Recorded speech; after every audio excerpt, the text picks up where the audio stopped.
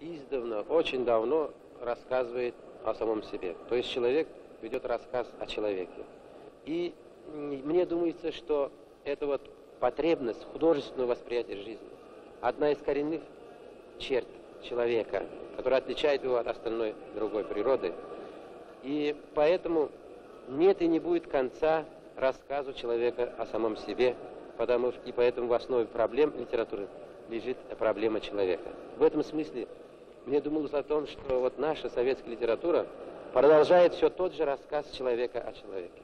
И в то же время я думал о том, что у нас есть к этому еще свои отличительные задачи и даже иногда исключительные задачи, связанные с новым обществом, в котором мы живем вот уже 50 лет.